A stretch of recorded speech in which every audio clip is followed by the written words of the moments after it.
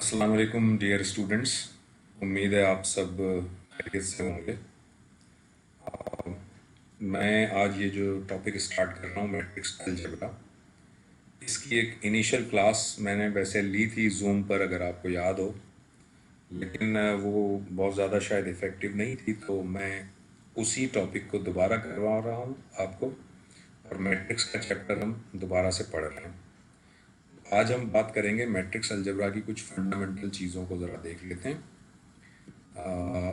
सबसे पहले आते हैं हम मैट्रिक्स की एक डेफिनेशन पहले देखते हैं। मैट्रिक्स है क्या? मैट्रिक्स बेसिकली है, matrix is a rectangular array of elements. ठीक है, यानी मैट्रिक्स जो है वो कोई एरे है, एरे सेट को कहते हैं। एरे है एलिमेंट्स का, मगर रेक्टेंगुलर एरे है। इससे पहले आपने सेट भी पढ़ा था। सेट हम कहते हैं a set is a collection of element. Set simply collection of element है।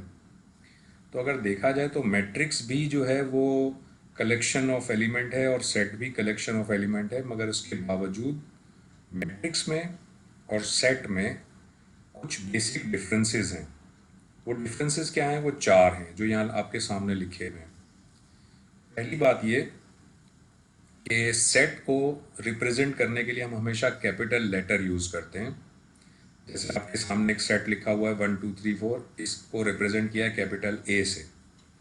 बिल्कुल इसी तरह मैट्रिक्स को भी रिप्रेजेंट करते हैं कैपिटल लेटर से। जैसे एक मैट्रिक्स आपके सामने 2 3 4 -7, और इसको भी कैपिटल ए से डिनोट किया है हमने। दूसरी चीज़ ये है कि जो सेट होता है उसके जो एलिमेंट्स हैं उनका ऑर्डर इम्पॉर्टेंट नहीं होता। इसका मतलब ये हुआ कि अगर एक सेट है 1 2 3 4, और अगर उसको मैं लिख दूं 2 1 4 3, तो ये वाला सेट और ये वाला सेट, ये दोनों सेम सेट ही कहलाएंगे, इनमें कोई फर्क नहीं है। मगर मैट्रिक्स के अंदर जो एलिमेंट्स होते हैं उनका ऑर्डर बहुत इंपॉर्टेंट होता है। उसको ज़रा सा भी चेंज करेंगे तो मैट्रिक्स पूरा बदल जाएगा। जैसे अगर एक मैट्रिक्स है 2 3 4 -7, अगर मैं इसके एलिमेंट को बदल दूं, कुछ और लिख दूं, तो ये दोनों मैट्रिक्स अब इक्वल नहीं कहलाएंगे, क्योंकि इनमें हमने एलिमेंट्स की पोजीशन को बदल दिया है। तीसरी बात ये कि जो सेट होता है उसको रिप्रेजेंट करते हैं हम कर्ली ब्रैकेट से, जबकि जो मैट्रिक्स होता है उसको रिप्रेजेंट करते हैं हम स्क्वायर ब्रैकेट से, यानी ये है, या पैरेंथेसिस से, यानी इस तरह के ब्रैकेट से रिप्रेजेंट करते हैं। और चौथी बात ये कि जो सेट होता है उसके जो एलिमेंट्स होते हैं उनको कॉमा के साथ सेपरेट किया जाता है। यहाँ पे आप देखें, यहाँ पर 1 है, फिर कॉमा, फिर 2 है, फिर कॉमा, फिर 3 है, फिर उसके बाद कॉमा आ रहा है। जबकि मैट्रिक्स के अंदर जो सेपरेट किया जाता है एलिमेंट्स को, वो स्पेसेस के थ्रू किया जाता है। यहाँ पर आप देखें 2 है, फिर उसके बाद जो है वो स्पेस देके 3 है, फिर उसके बाद स्पेस के साथ 4 है, स्पेस के साथ -7 है, तो इसमें कॉमा यूज़ नहीं होता। ये चार बेसिक चीज़ें आपको बतानी थी। उसके बाद आते हैं ज़रा कुछ और चीज़ों की तरफ। वो ये कि आपने यहाँ देखा कि मैट्रिक्स में नंबरों की पोजीशन बहुत इम्पॉर्टेंट होती है, यानी नंबर की पोजीशन आप बदल नहीं सकते। इस वजह से हम कहते हैं कि मैट्रिक्स के हर हर एलिमेंट का एक ख़ास एड्रेस होता है। ठीक है जी। मिसाल के तौर पर ये एक मैट्रिक्स आपके सामने लिखा हुआ है। इसके इसके अंदर 2 रोज आपको नज़र आ रही हैं और 3 कॉलम नज़र आ रहे हैं। तो इसमें हर एलिमेंट का एक एड्रेस है। मिसाल के तौर पर इसमें जो 2 लिखा हुआ है, ये 2, इसका एड्रेस क्या होगा? ये 2 जो है वो रो 1 में है और कॉलम नंबर 1 में है।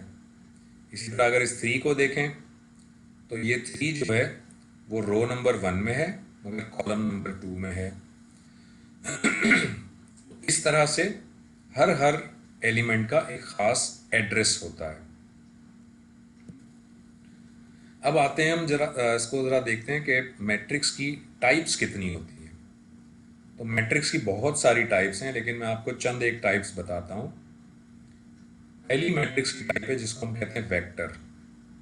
वेक्टर क्या होता है? Any matrix having one row और one column is known as vector. For example, ये एक बी एक वेक्टर दिया हुआ है क्योंकि इसके अंदर एक ही कॉलम है। बी भी एक वेक्टर है क्योंकि इसमें एक ही रो है। तो बी को हम कहेंगे कॉलम वेक्टर और डी को हम कहेंगे रो वेक्टर, मगर दोनों वेक्टर वेक्टर ही हैं।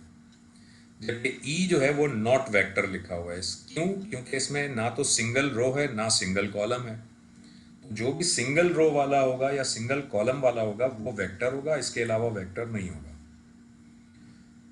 अब आते हैं स्क्वायर मैट्रिक्स। स्क्वायर मैट्रिक्स क्या होता है? A matrix having same number of rows and columns is known as square matrix. जैसे ये ए एक स्क्वायर मैट्रिक्स है क्योंकि इसमें 2 रोज हैं और 2 कॉलम हैं। बी भी एक स्क्वायर मैट्रिक्स है क्योंकि इसमें 3 रोज हैं और 3 कॉलम हैं। ए को मैं कहूँगा सेकेंड ऑर्डर स्क्वायर मैट्रिक्स और बी को कहूँगा थर्ड ऑर्डर स्क्वायर मैट्रिक्स। लेकिन सी जो है वो एक स्क्वायर मैट्रिक्स नहीं है। क्यों नहीं है? क्योंकि इसमें रो तो 2 हैं लेकिन कॉलम इसमें 3 हैं।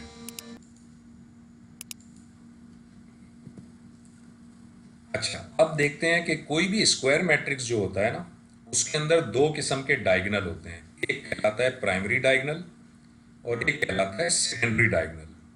प्राइमरी डायगोनल होता है टॉप लेफ्ट कॉर्नर से बॉटम राइट कॉर्नर की तरफ, जबकि सेकेंडरी डायगोनल होता है टॉप राइट कॉर्नर से बॉटम लेफ्ट कॉर्नर की तरफ। आपके सामने एक बी मैट्रिक्स दिया हुआ है। इसमें देखें ये वाली जो लाइन है ये प्राइमरी डायगोनल है और ये सेकेंडरी डायगोनल है। इसी तरह डी एक मैट्रिक्स है, ये इसका प्राइमरी डायगोनल है और ये इसका सेकेंडरी डायगोनल है। मगर याद रख लें, प्राइमरी डायगोनल या सेकेंडरी डायगोनल सिर्फ स्क्वायर मैट्रिक्स में ही होता है। स्क्वायर मैट्रिक्स ना हो तो प्राइमरी डायगोनल या सेकेंडरी डायगोनल नहीं होता। फिर एक और चीज देखते हैं हम, आइडेंटिटी मैट्रिक्स या यूनिट मैट्रिक्स किसको कहते हैं? एक ऐसा मैट्रिक्स जो कि स्क्वायर मैट्रिक्स हो और उसके प्राइमरी डायगोनल पे सारी एंट्रीज 1 हो और बाकी तमाम की तमाम एंट्रीज 0 हो, 0, उसको हम कहते हैं आइडेंटिटी मैट्रिक्स। जैसे एक आइडेंटिटी मैट्रिक्स है क्योंकि ये एक स्क्वायर मैट्रिक्स भी है और इसके प्राइमरी डायगोनल पे 1 है, बाकी सारे 0 हैं। बी भी एक आइडेंटिटी मैट्रिक्स है क्योंकि ये स्क्वायर मैट्रिक्स भी है, इसके प्राइमरी डायगोनल पे 1 है, बाकी सारे 0 हैं। सी, डी और ई ये आइडेंटिटी मैट्रिक्स नहीं है। क्यों नहीं है? क्योंकि सी इसलिए आइडेंटिटी नहीं है क्योंकि इसमें प्राइमरी डायगोनल पे सारे 1 नहीं है बल्कि एक -1 आ गया। डी इसलिए आइडेंटिटी मैट्रिक्स नहीं है क्योंकि इसमें बाकी के सारे 0 नहीं है बल्कि यहाँ पर एक 1 आ गया। और ई इसलिए आइडेंटिटी मैट्रिक्स नहीं है क्योंकि ये स्क्वायर मैट्रिक्स ही नहीं है। उसके बाद एक चौथा मैट्रिक्स होता है जिसको हम कहते हैं नल मैट्रिक्स। नल मैट्रिक्स वो मैट्रिक्स होता है जो कि जिसके तमाम के तमाम एलिमेंट्स 0 होते हैं। यानी उसमें आप देखें ये ए मैट्रिक्स, बी मैट्रिक्स, इसमें सारे एलिमेंट चूंकि 0 हैं लिहाजा ये नल मैट्रिक्स है। लेकिन सी में आप देखें सारे एलिमेंट 0 नहीं है बल्कि एक 1 आ गया है, तो इसलिए ये नल मैट्रिक्स नहीं है।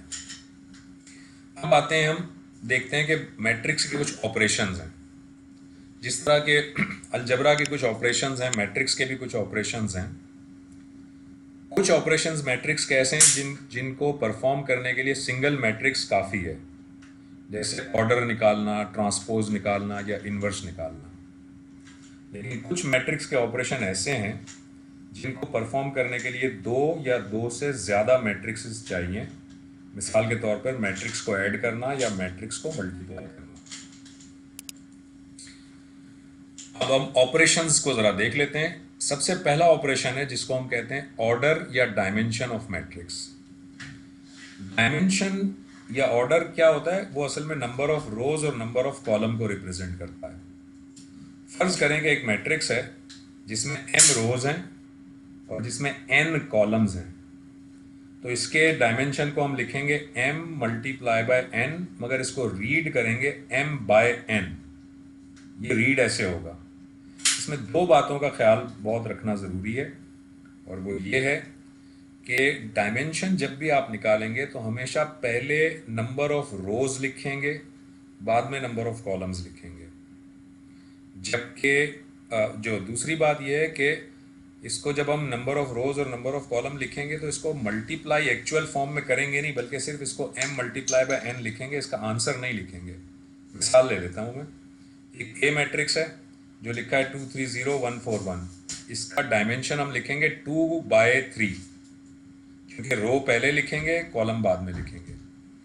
तो ये 2/3 लिखना इसका सही है, लेकिन अगर मैं इसको 3/2 लिखूं तो ये डायमेंशन गलत होगी, क्योंकि पहले मैंने कॉलम लिख दिया इसलिए गलत है। इसी तरह डायमेंशन को 2 मल्टीप्लाई बाय 3 करके आंसर अगर 6 करके लिख दूं तो ये भी गलत है, तो ये भी नहीं लिखेंगे, ये भी नहीं लिखेंगे, हम इसको 2/3 लिखेंगे। इसी तरह ये बी है, इसकी डायमेंशन है 2/2, ये बिल्कुल सही है, लेकिन अगर 2/2 को मैंने 4 लिख दिया तो ये गलत है। इसी तरह ये एक मैट्रिक्स है सी, इसकी डायमेंशन होगी 3/2, ये सही होगी, 2/3 गलत होगी, और 6 लिखना भी गलत होगा। इसके बाद एक दूसरा ऑपरेशन हम मैट्रिक्स का देखते हैं, जिसको हम कहते हैं transpose of matrix. Transpose of matrix क्या है कि अगर आपको कोई मैट्रिक्स गिवन है, उसके रो और उसके कॉलम को आपस में इंटरचेंज कर दें, यानी जो रो है उसे कॉलम बना दें और जो कॉलम है उसे रो बना दें, तो जो आउटपुट पे जो मैट्रिक्स आएगा उसको हम कहते हैं transpose of the original matrix. तो अगर आपको कोई मैट्रिक्स, फर्ज करो ए मैट्रिक्स गिवन है, तो उसका ट्रांसपोज जो है ना, उसको ए टी से रिप्रेजेंट करते हैं, ए टी।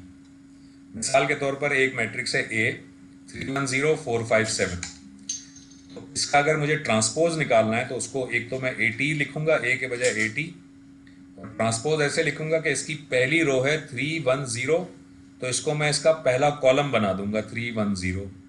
दूसरी रो है 457, तो मैं दूसरा कॉलम बना दूंगा 457, यानी रो को कॉलम बना दूंगा, कॉलम रो बन गई। इसी तरह एक बी मैट्रिक्स है 458, तो इसका जो ट्रांसपोज है उसको हम बी टी लिखेंगे, और ये देखें 458 पहली रो है तो 458 पहला कॉलम है। ये होता है ट्रांसपोज। हमेशा याद रख लें कि जब आप ए का ट्रांसपोज लेंगे तो वो ए टी आएगा, लेकिन ए टी का फिर ट्रांसपोज ले लें, यानी ट्रांसपोज का ट्रांसपोज ले लें, तो ओरिजिनल मैट्रिक्स ए वापस आ जाएगा। इसलिए हम कहते हैं कि ए टी की पावर टी हमेशा ए होता है। यहाँ तक हमने पहले भी बात की थी, मैंने दोबारा इसको रिपीट कर दिया।